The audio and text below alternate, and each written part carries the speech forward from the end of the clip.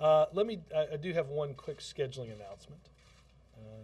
Tomorrow afternoon at 12:30, the President will host Speaker Boehner, Majority Leader Cantor, and Majority Whip McCarthy for lunch here at the White House.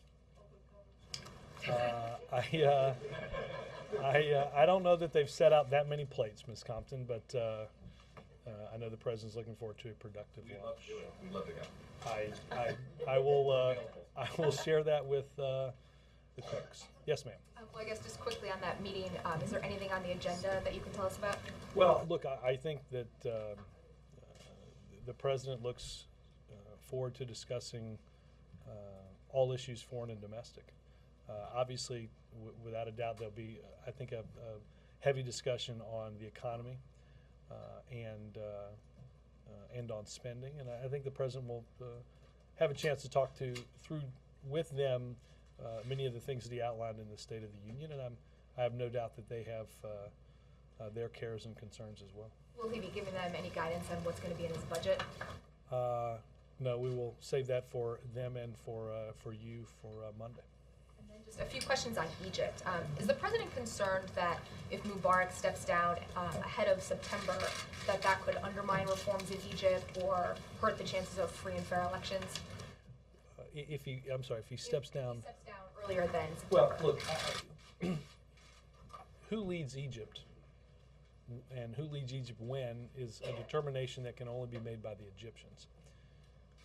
What we've talked about throughout this process, and what I talked about extensively yesterday, was not about personalities, but about a genuine and real process that leads us to those free and fair elections. A process that takes place without delay and produces immediate and irreversible results. Progress for the people in Egypt.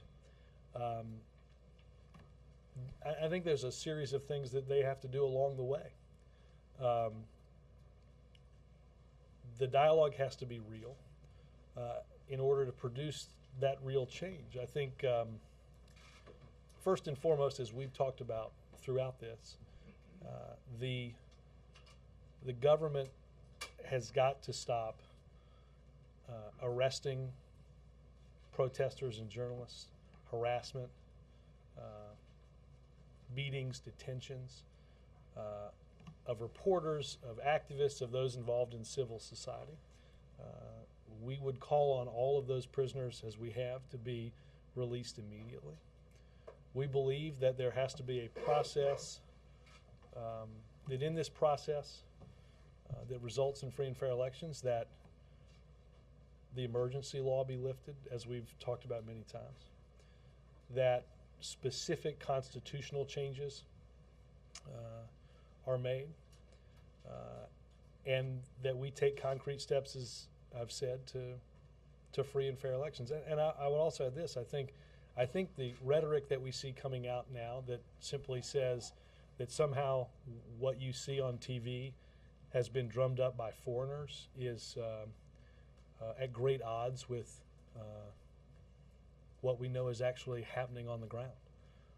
So I think that the process of who leads Egypt will be determined by Egyptians. But what we need to see now is continued progress by the Egyptian government to make these important, real changes that demonstrate progress for the people. But you have officials at the State Department who are saying that the chances of those changes being able to be enacted would be lessened if Mubarak resigned ahead of September. Well, I want to be clear. I speak for the President of the United States of America. We are not here to determine who leads Egypt and when they lead Egypt. That is a problem that only Egyptians can solve. As I said yesterday, there's no doubt there will be. This is not going to be an easy road. There will be bumps along the way, but it is important that the process that the government undergoes through negotiations with those that seek the representation that they deserve, that it be done in a way that's broadly inclusive. We're not here to determine who leads Egypt. We are, and I think the president was quite clear, the people of Egypt are not going back. They've moved forward, and they're going to continue to move forward, and they're going to need to see progress from their government. And then just finally, has Vice President Biden spoken to Vice President Suleiman today? Let me get a full read. I do believe they have, I don't know when they spoke precisely. I will try to determine that. But one of the messages that Vice President Biden and a whole host of government officials have delivered at all levels of the Egyptian government are many of the things that I outlined.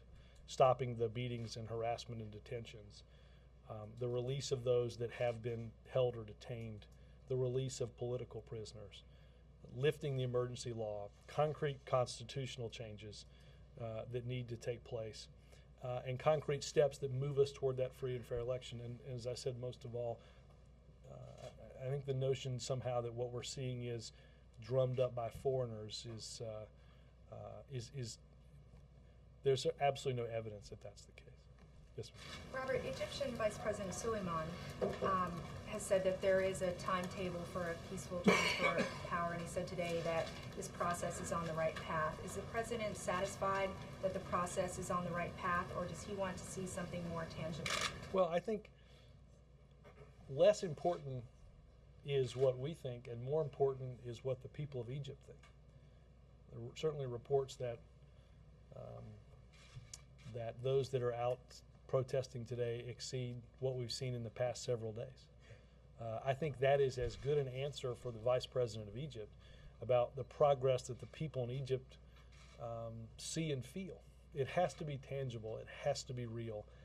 It has to be immediate and irreversible. Yesterday I think the Vice President Suleiman made some particularly unhelpful comments about Egypt not being ready for democracy, about not seeing a lift of the emergency law, and I don't think that in any way squares with what those seeking greater opportunity and freedom think is a timetable for progress. But again, I think that's going to be determined by the Egyptian people. Whether or not the government is taking those concrete steps can't be arbitrated by us. We can't do play-by-play on each and every step that they take. That's going to be determined by the reaction in Cairo and throughout Egypt by the people of Egypt. Well, you certainly have a stake in that process going smoothly. We have a stake in stability in Egypt, in regional stability. I think that's been a cornerstone of what we've seen over the past 3 decades. As I said here on Friday, and I think as you've heard the president say, the threat of instability, and you see this again today with the swelling crowds, the threat of instability is in not making that progress, and in not letting the people in Egypt see that the steps that are being taken along that process are real. It's something that they can feel, and it's something that will end in will end in free and fair elections based on a discussion that is had with a broad range of Egyptian society. Just one other topic briefly. On the proposal for the aid to states, are you concerned that critics may call this the jobless aid to states? Right. That the Oh, I see. President's going to propose in the budget. Are you concerned that critics may call this a bailout for the states? No, in fact, in many ways, it prevents in the future from having exactly to do that. Obviously, some states have experienced even greater economic downturns than we have on average at a national level. It's put pressure on the unemployment insurance funds. The president's proposal does 2 things that are most important. It prevents increases in the federal tax that goes to the unemployment insurance fund, and that's tremendously important given where we are economically. But it prevents it prevents future state bailouts, because in the future states are going to have to rationalize what they offer and how they pay for it. We are giving help to some states who have had to borrow and not been able yet to pay back, which would legally result in an increase in the federal share that that is gotten through a tax on businesses, which we don't think makes any sense right now. So let's, in states that are overdrawn on this, ensure that we don't place an extra burden on them. Let's give them some time in an economic downturn to have what they need to effectively meet the needs of those that are unemployed, and give them an understanding that in the future, as I said, they're going to have to rationalize what is offered and how they come up with the funds to pay for what is ultimately offered. Jake? The protesters, according to accounts from reporters on the ground, the protesters in Egypt, feel the need to keep protesting because they feel even if the drips and drabs of reform announcements keep coming from the Egyptian government, they fear that if they stop protesting, opposition leaders will be targeted and the Egyptian government will clamp down. Does the administration agree with that? Well, Jake, that's not for me to. As I said a minute ago, I don't think there's a lot of utility in our play-by-play of this. I think that the people that are expressing their desire for greater opportunity and freedom are going to continue to express that desire until the government takes the very concrete steps that I outlined a minute ago to address those concerns. And if they don't, then those protests will, I assume, continue. Again, I do think it is important, and I said this at the very beginning, Julie's question, which is we and have said this quite frankly throughout, the concerns that the people of Egypt have cannot, will not, and should not be addressed through violence. It shouldn't be addressed through beatings and detentions and the like. And I think the pressure is only going to be lessened and the demands for greater freedom met through a concrete process. But the administration, even though obviously you're not dictating what Egypt needs to do, the government has offered guidance and suggestions as to what the Obama administration thinks would work well and what needs to happen, although you're not dictating anything. And one of those things, suggestions has been, you said from the podium that transformation process or transition process cannot start in September. Others in the administration have said that they have concerns about anything being rushed because you can't just go to a democracy in 60 days, and also a fear that the Muslim Brotherhood would arise in the vacuum. Let me just ask the question, which is, if we're saying 2 months is too soon and September is too far, what exactly kind of timeline would the administration like? Well, what's the understanding that you're not dictating anything? What kind of suggestions are you making? Well, I think I think we should understand a few things first, Jake, is that I guess I would reject the notion of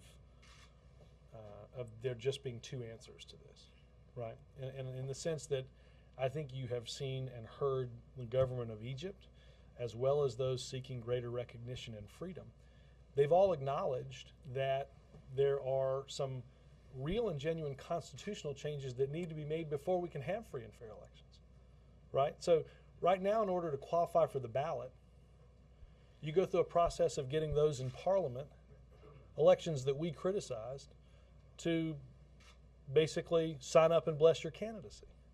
Well, you can understand that those that are seeking greater freedom might not think that's the best way to get to free and fair elections. So I think the notion that you either that what you had, which is September or immediately in terms of all of these changes, I don't think that's necessarily the case. I think that's what I'm saying. What are you? I'm asking. What I'm saying is there has to be a dynamic process to meet and address many of the concerns and the grievances, to set up a system where the world will watch an election that we all agree is free and fair. What timeline that takes, I think, is not for us to determine. But unless or until those that are seeking to have their grievances addressed, until they believe that that's actually happening, the pressure is going to continue. That's why we've continued to advocate for a genuine process of negotiation to see this through. And lastly, in his interview with ABC News, President Mubarak said that he told the president that he didn't think he understood, that President Obama doesn't understand Egyptian culture. Did Mubarak say that, and what did President Obama say back? I wouldn't read out what the specifics of the call. I think obviously the president and the administration have respect for what Egypt has accomplished over 3 decades, and what President Mubarak has accomplished. But I think what is clear is what the president has said over the past few days. The people of Egypt have moved, and they're not going back to what was. As you track the progress on the ground in Egypt, what can you look at today that's different from yesterday? Again, Dan, Progress that's being made. I do not want to be the just as I'm not going to be the arbiter of what freedom of speech is in Egypt.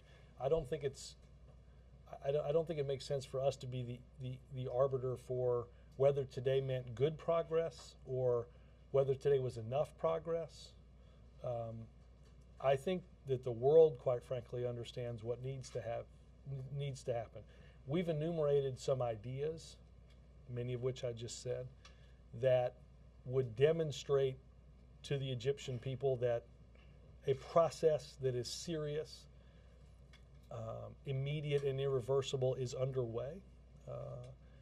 And that's a process that must continue. We've got a long road to go to get to free and fair elections. But the president yesterday talked about progress in those comments. Well, I think what the president alluded to, and I think what many have alluded to, is the fact that there is the beginning of a process to do that.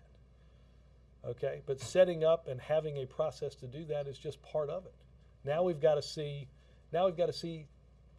some, and you heard Vice President Biden say over the weekend in his readout that we need to understand what the arc of this is, and we need to see, as the Egyptian people do, most importantly, need to see progress along that arc. Has the president gone to his intelligence community and sort of pressured them to take a look at some other hotspots, perhaps, to see if something like what happened in Egypt could be at risk of breaking out in other countries? Without getting into specifics on intelligence, obviously the intelligence community provides daily an update on what it sees happening in countries both in the Middle East and throughout the world. But has the president applied more pressure now to say, hey, I need you to go and take a look at this in a much more focused way? The premise of your question is somehow that hasn't already happened. Robert, you said earlier that it's not about personalities, but then you specifically talked about Suleiman and said that he made some unhelpful comments. So if you've got a personality in there who is not helping and in fact maybe hurting the process, it is about personalities, isn't it? Is he the right person for this job? I think people have unnecessarily looked at what some people have said to believe that we've determined who should be the next leader of Egypt and when that leadership change should happen. That's not for us to determine. That is the vice president is, I should say Vice President Suleiman, has been tasked with the process of including opposition groups, those in civil society who've not been represented in government, to institute a series of negotiations along this process to end in free and fair elections. That's a process we support. That certainly has to happen. But the notion that we've somehow laid hands on a particular person to to lead Israel, to lead Egypt is just not the case. I'm not saying that you've laid hands on him to lead, but you certainly could voice an opinion that he's not the right person to be in there if he's saying unhelpful That's things. not, well, look, I was pretty clear yesterday on what I don't think anybody in the world thinks represents progress. The process, though, Chip, we cannot determine every actor in that process, the timeline of every action in that process. But you could have opinions and say, we would prefer he not be there. And as I said a minute ago, I'm not going to be the play-by-play announcer, and neither is this administration, for what represents progress in Egypt. Chip, we're just not, the people in Egypt are not looking for anybody in this country to tell them what constitutes the meeting of those freedoms. Why would we think we could do that? Why would we think that we could determine who should be in charge of? That is only something that can be determined by those that are in Egypt and those that are taking part in that process. I do think, Chip, that the world will know, and we will see it through the eyes of those who desire greater representation. We'll know if progress is being made at a pace in which the Egyptian people believe it should be happening. And that's, I think, what we're all watching. I think you're right that the Egyptian people and even the protesters understand, Go ahead. you're right that the Egyptian people, the protesters, you are just so right. His last week. Yes, I know. I realized it. I can extraordinary- hardly wait to in this see one what you say on extraordinary Friday. But he's not a play-by-play announcer. Right. You guys, somebody can update the video. I'm not a play-by-play commentator. But Actually, It would be a good gig, let me tell you. yeah, the protesters say they understand the United States is not in a position to determine what happens here. But on the other hand, they are so deeply frustrated that the president says the right things about human rights and universal rights and freedom of speech and everything else, and then they don't understand how he can then not demand that Mubarak and Suleiman get out of there, since they're the people who have implemented this oppressive system for so long. But then I guess the question would be, I guess you'd ask the question, well then, would you have us determine who that next person is? Would you have us determine what this council looks like that does this? Would you have us determine what that council can debate matches the definitions of freedom of access and freedom of speech and freedom of assembly? That is not a task or a series of tasks that I think many in Egypt want us to do. And I don't think that the cares and concerns of those that we see each day is going to be met by a process that it's dictated by somebody else. It has to be a process that involves directly the Egyptian people. And again, we will see, based on what happens with those that continue to protest, whether the pace of what we all understand needs to happen, what the government of Egypt is acknowledged needs to happen. We will all understand if the pacing meets the demands. Real quickly, the lunch tomorrow, is that going to be a regular thing, a weekly thing? I don't think it's a weekly thing. I know we had Senator McConnell in, I think, late last week. I think the president, as you heard him say at the beginning of the lame duck session, that we needed to do better to reach out and have those discussions, and I think this is certainly part of that. Just the four of them in the room, the three Republicans and the president? That's as I understand it. And Ann, of course, from the, go ahead, sir. Robert, is the president comfortable if Mubarak stays through September? Mike, I don't know how many times I can say two things. We're not going to be the play-by-play commentators, and that's not for us to determine. That is... At one point last week you said the transition needs to start yesterday, and I the did. impression we all got, I think, was that Mubarak needed to go. So now I'm just trying to get a sense of whether... But I think we've been very, very clear and very, very consistent that we are not going to pick those leaders. We are not going to, as I just said, we're not going to define the membership in this process. The transition, remember that the transition we will see throughout this process happen many, many times on the road to free and fair elections.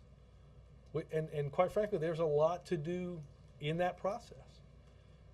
The fact that that transition has to start, as the president said now, and as we've repeated since, it's because many of the things that I outlined are going to require those discussions and those negotiations. So it is again, it's not up for us to determine the personalities and who's going to lead and when they're going to lead and when they're not going to lead. That's the job of the people of Egypt, and that's the tough work that's involved in a democracy.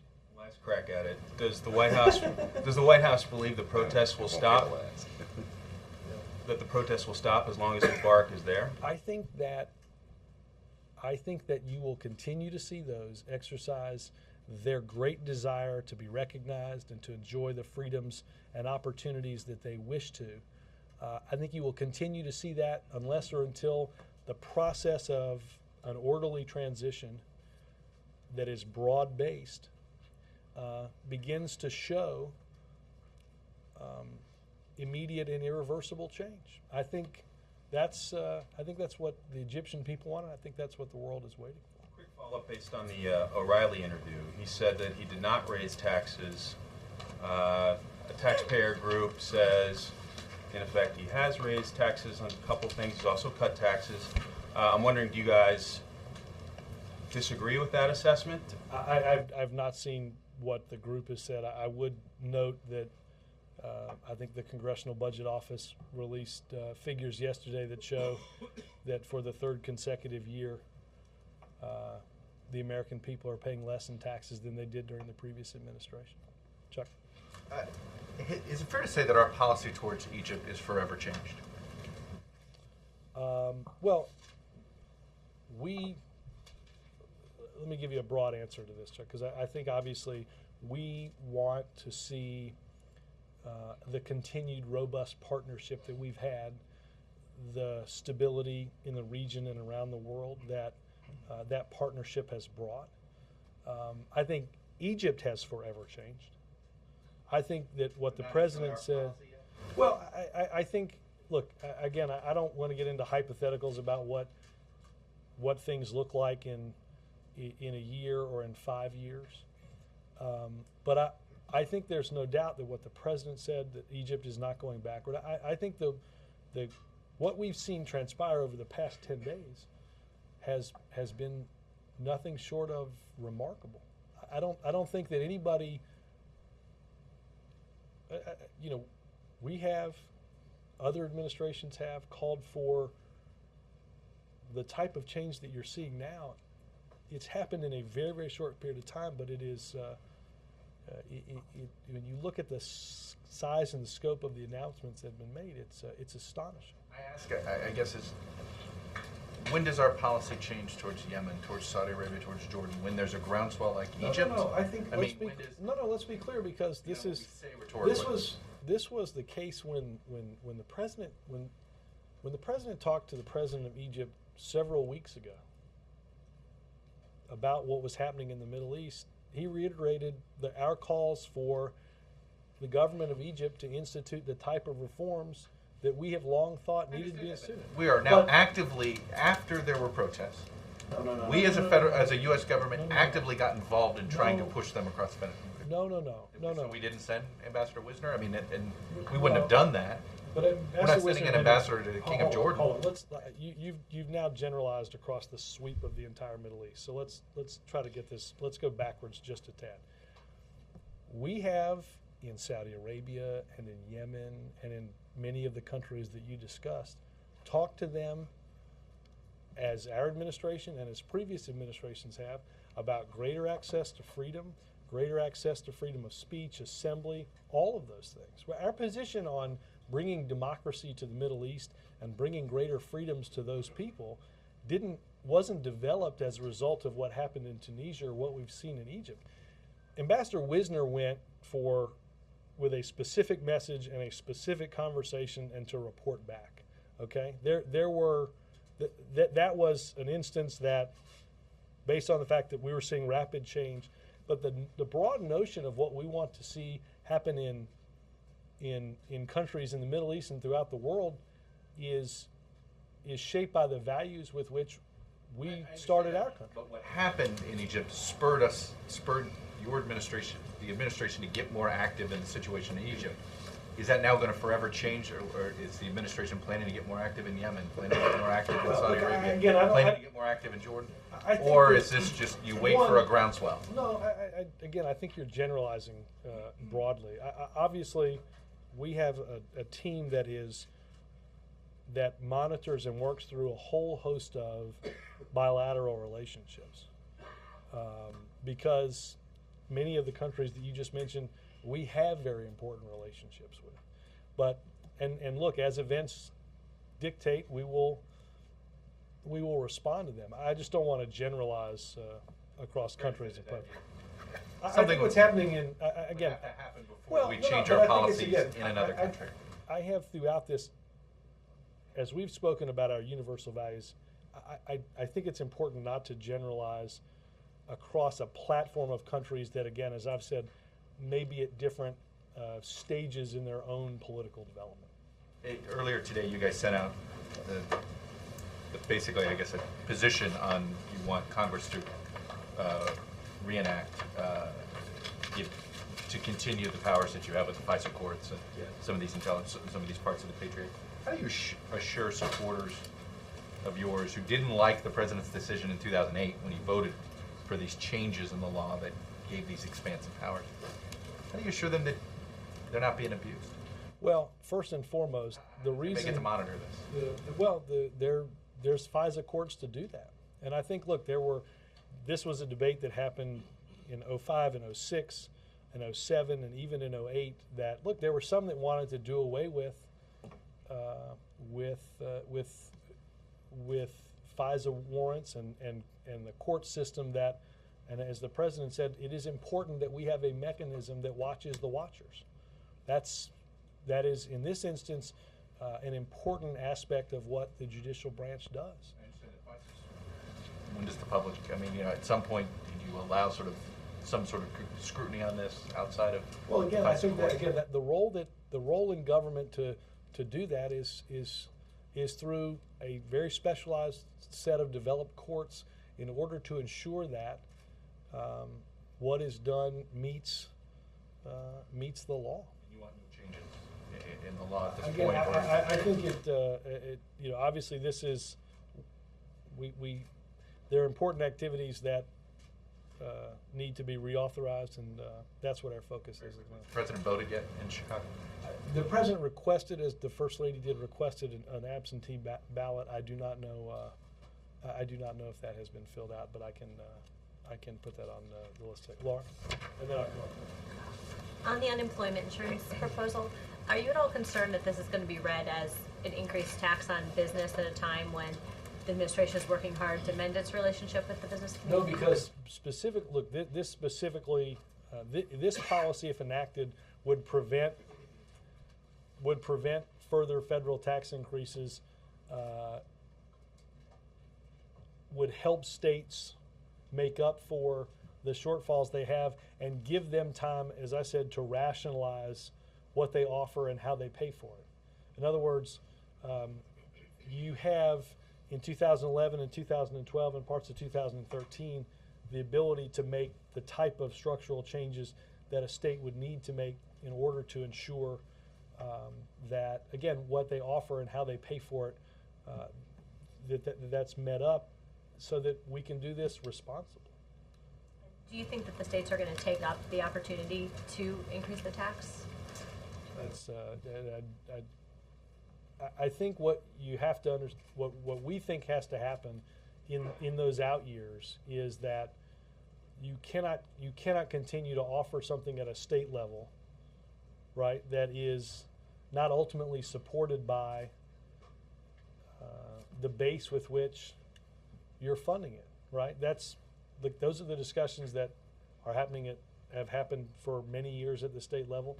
They're happening now at the federal level in terms of getting our fiscal house in order. And I think that whether it happens at the federal level or the state level, we have to make some tough decisions about ensuring that we can pay for what we're offering.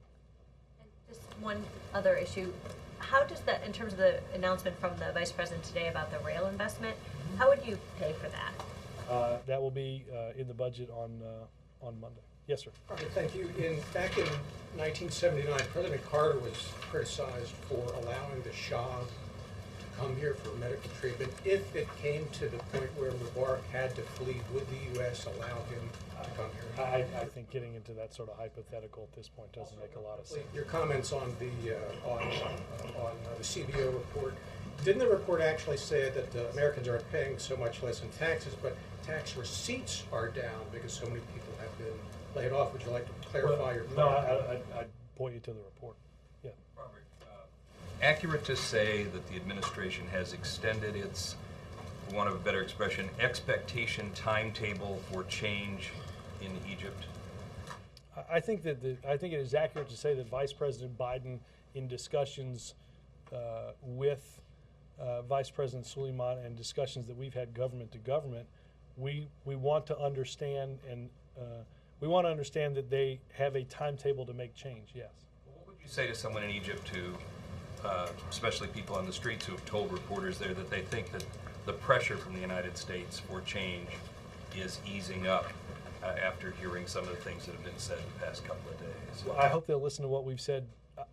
I don't think I've. I think if there's any, I don't think I've eased up in any way.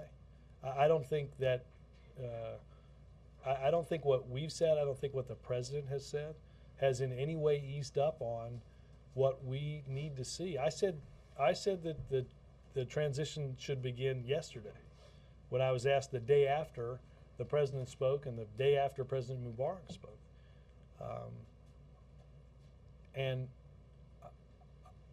I think, again, you're going to continue to see pressure within the people of Egypt unless or until the process makes those type of changes. So I think that we have enumerated the universal values that we believe everyone should have. And I think we have been clear in making sure that the government of Egypt understands that they have to take those concrete steps. Where do things stand on the aid review? No different than when I mentioned it, I think a couple of Fridays ago, which is we will monitor the actions in response to what is happening in Cairo and in Egypt, and make determinations as to whether that would affect our aid, and that we continue to monitor that. Yes, ma'am. On the unemployment insurance aid to states, is that the primary way that the administration sees the federal government aiding states with their fiscal situation? Well, look, this was obviously a particular situation because,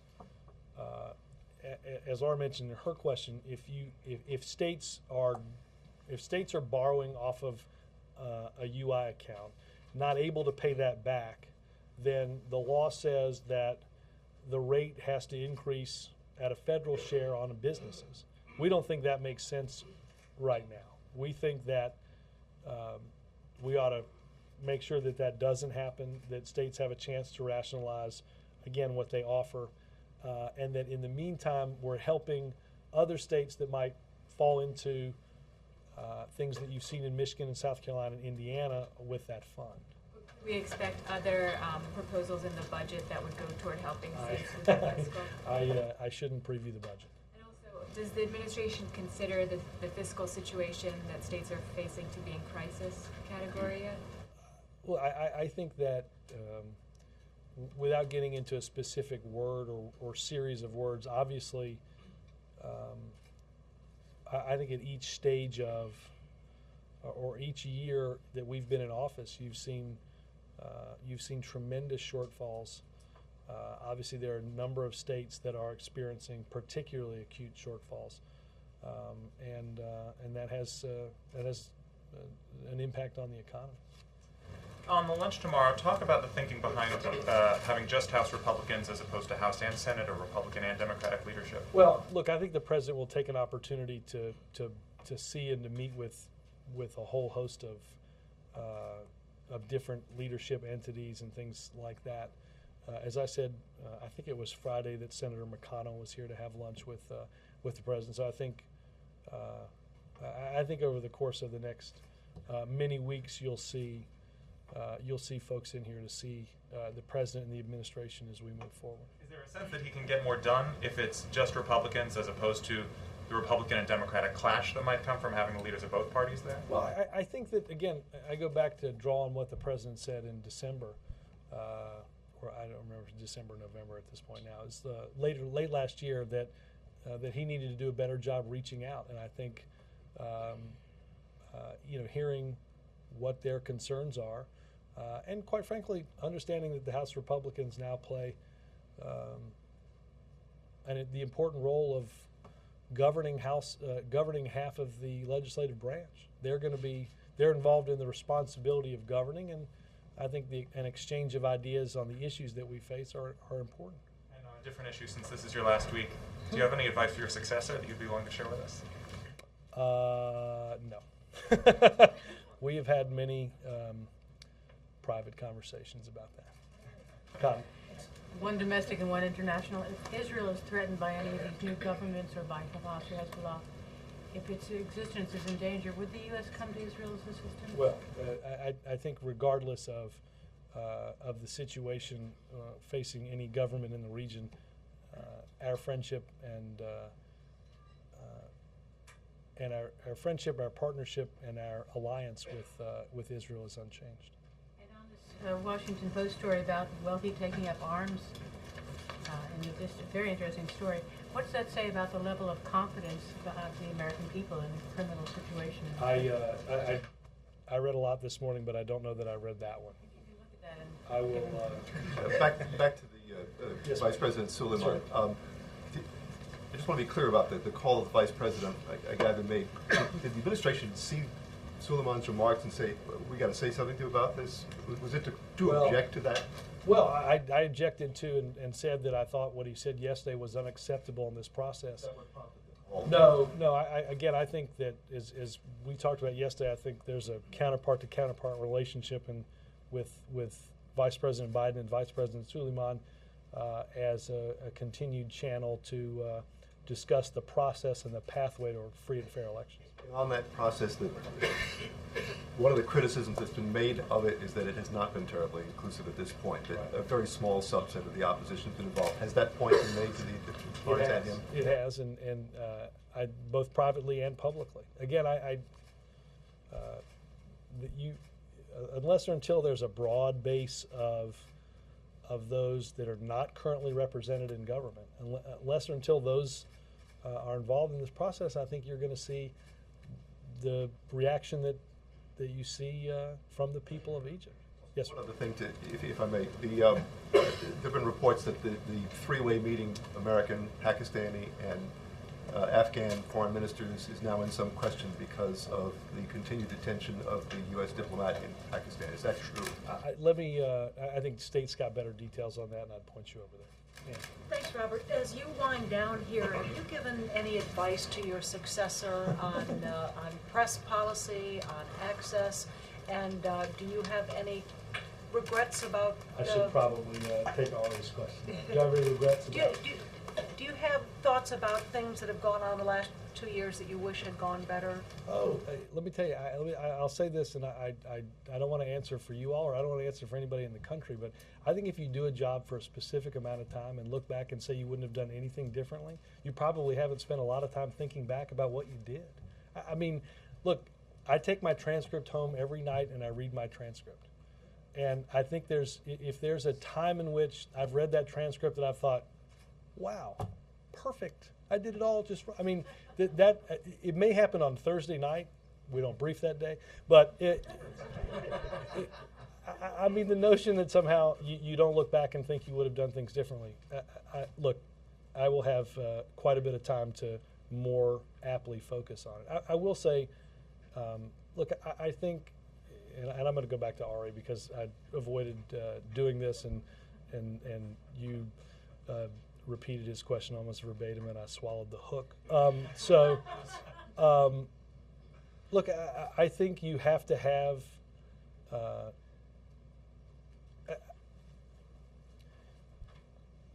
We've discussed in pretty broad detail and in great depths the situation that's transpiring thousands of miles away. This is when things like that happen. It's more than just. This is more than just a conversation that is happening between this side of the room and this side of the room. It's happening, and people are watching it not just throughout this country, but throughout this world. And your questions and my answers are being translated in languages that are spoken in continents far away. I think it demonstrates the importance of a strong freedom of the press, a sharing of information. I think the reason that we can speak about the universal values that we hold so dear, and we can speak about it halfway across the world, is because it's something that we think is so tremendously important. Have you given advice to your successor? That was Ari's question. We have talked a lot about. I'm not going to share that advice. I'm going to let that counsel remain private. But Jay and I have talked a lot about the importance of this job, and I don't mean that as a personal thing. I mean, this will long outlive in a country like this. It will long outlive the personality of myself, just as it long outlived the personalities that came before me, and will long outlive who comes next. Have you written your note for the flak jacket yet? I'm not going to share that.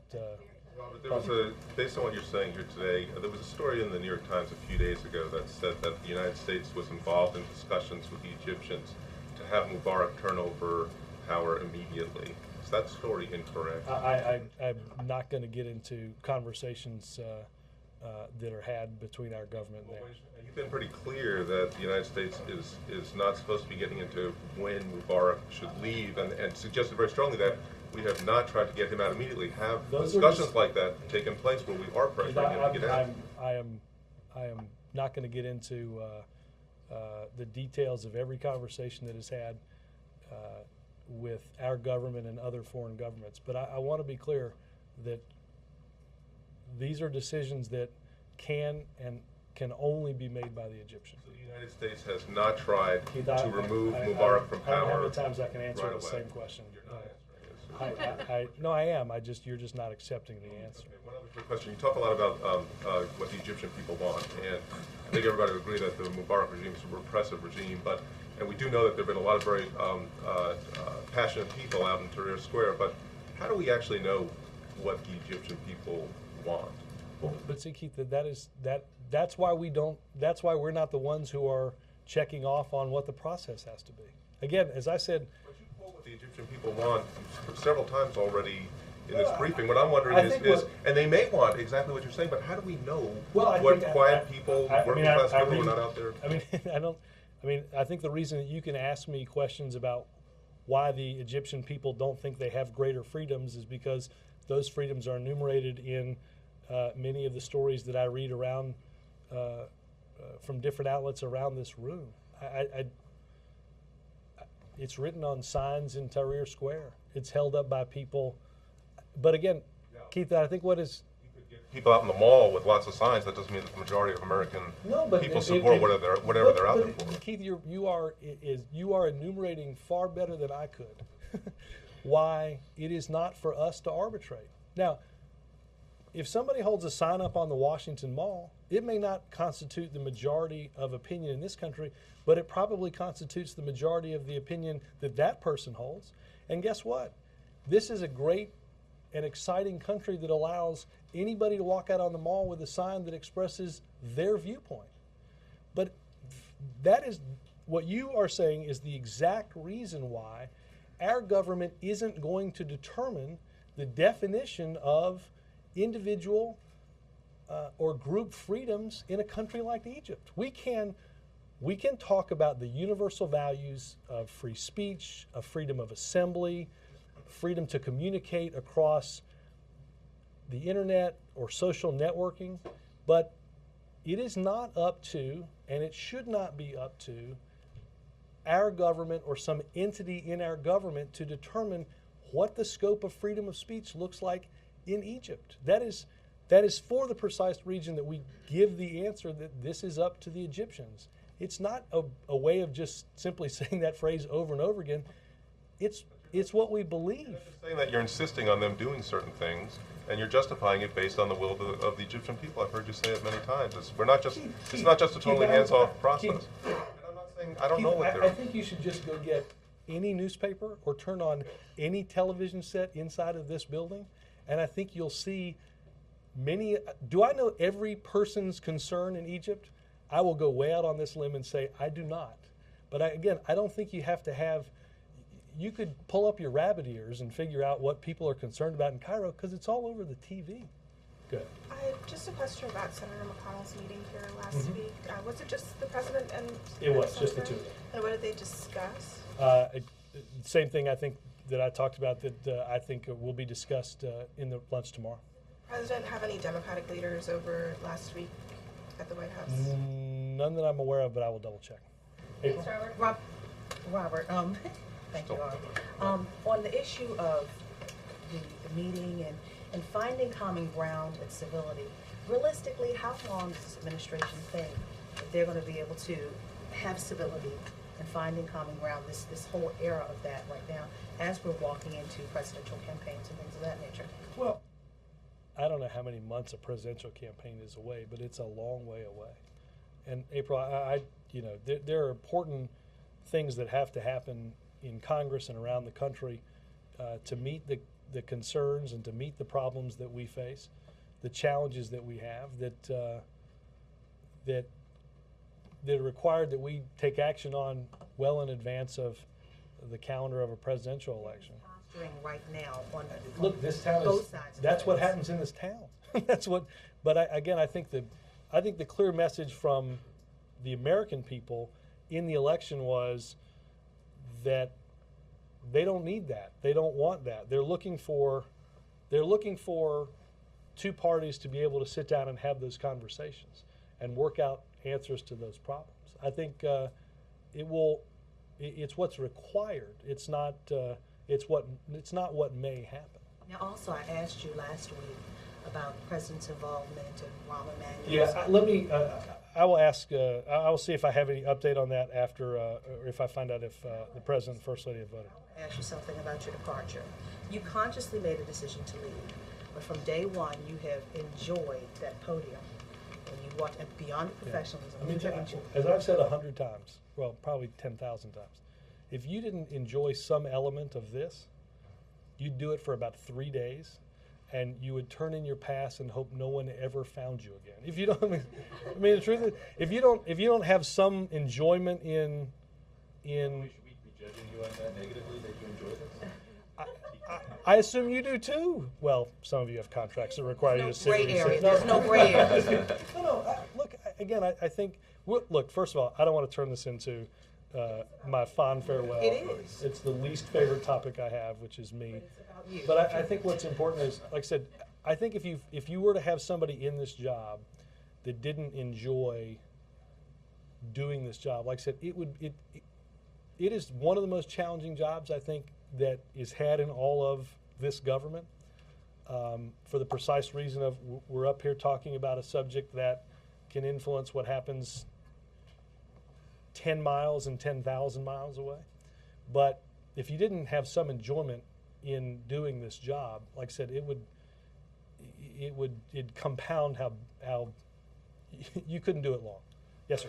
There's some skepticism about the president's call for corporate tax reform because he hasn't produce key specifics, like what the rate should be, what the treatment of foreign taxes should be, what is the difference between a preference and a loophole, in his opinion. How long do we have to wait for the specifics of this plan? I think it's important to understand that this is not going to be.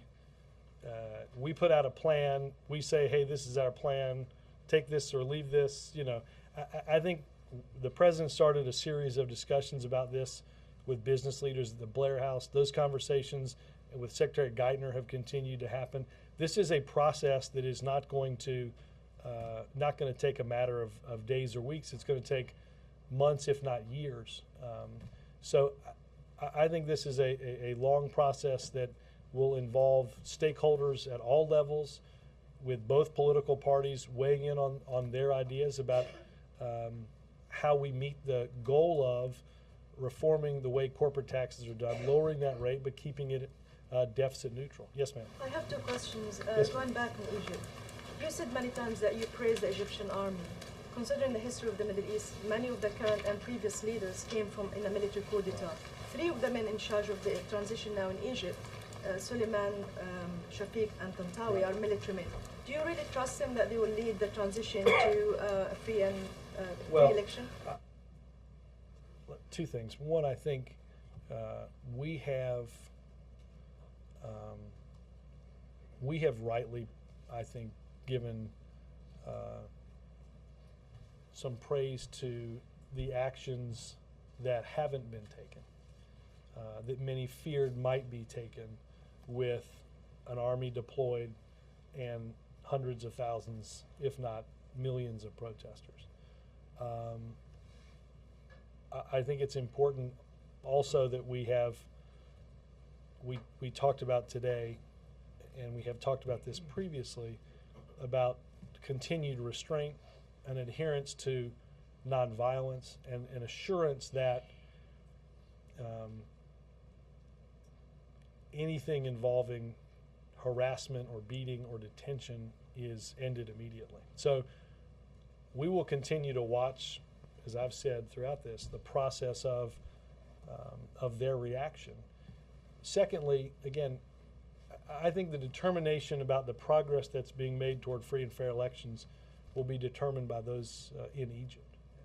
Okay, I'm just going to go to the second question, which is the British Foreign Minister, William Hague, said today that this is time for the U.S. administration to take a bold step in the Israeli-Palestinian peace process, considering what's happening in the Middle East. Is this something that the president is considering now? Well, look, I think the president has, and this administration have been, from day one, actively involved in seeking a lasting peace between Israel and the Palestinians. And we understand and we know that a lack of involvement by this country is not likely to produce the outcome that the world hopes for with peace. Only through active engagement and involvement can that happen. We have, and we will continue to do that.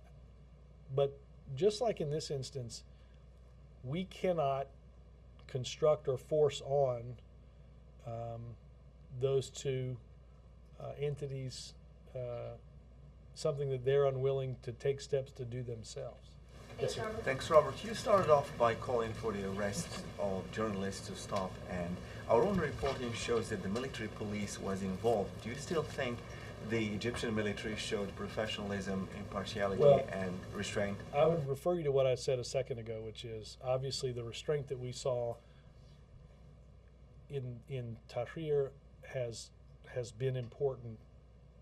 Without getting into who may or may not be involved, any involvement, look, the government of Egypt has a strict responsibility to its citizens to assure their safety and security, to ensure that they are able to exercise their right to protest in a peaceful way. And that goes for foreign journalists who are there to cover that story. I watched yesterday a couple of interviews with two journalists from Fox that, I mean, the pictures were hard to watch. The after effects several days later of whomever that was, beating, detaining, harassing those reporters, and that has to stop regardless of who is either in charge of or involved in that. Sam? Can you just tell us real quickly why the president's meeting with McConnell wasn't on the public schedule? I'd have to check. I don't know the answer. Sam? There's been talk on the Hill about reopening up the individual mandate in healthcare legislation. How firm is the president and the administration's commitment to that provision, considering that at one point in time he was not supportive of it? Yeah, Sam, the president had to make a conscious decision about how to ensure that the legislation would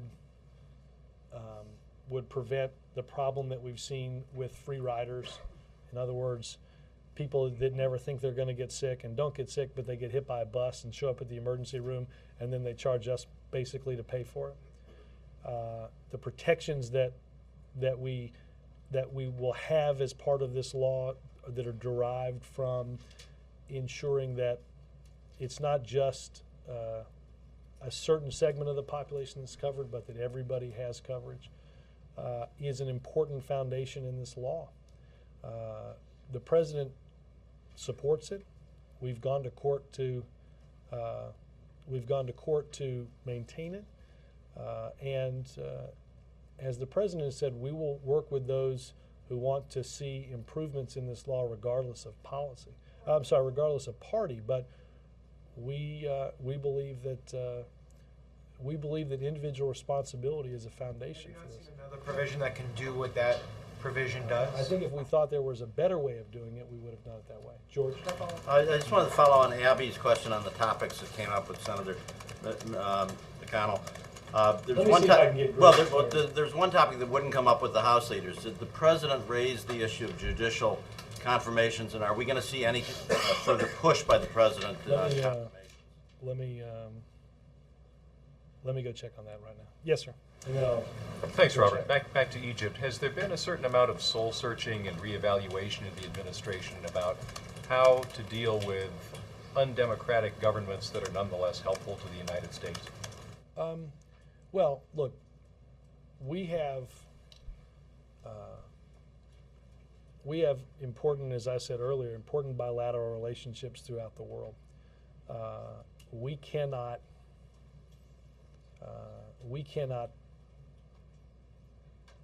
institute or force change on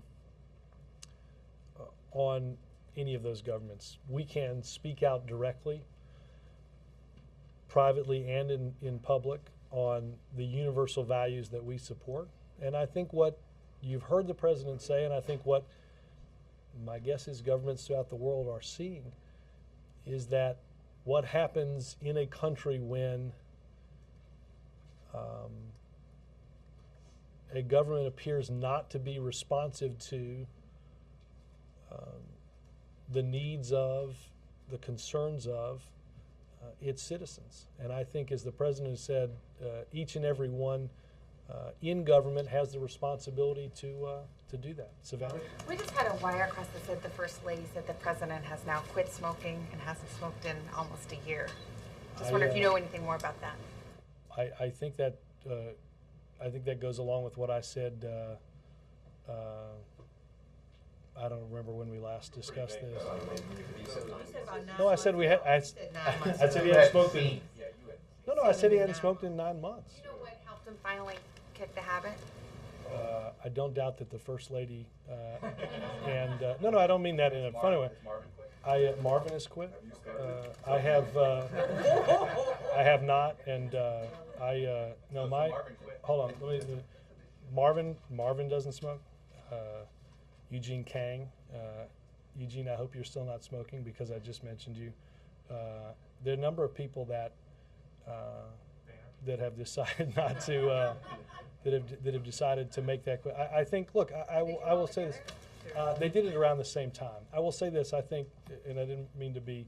I didn't actually mean for what I said about the First Lady to be humorous as much as I think that when somebody decides I think when somebody decides to quit smoking to try to overcome the physical addiction that they have, they do it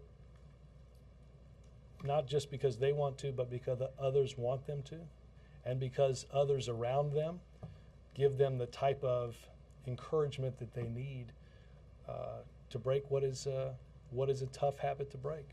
All right, thanks, guys.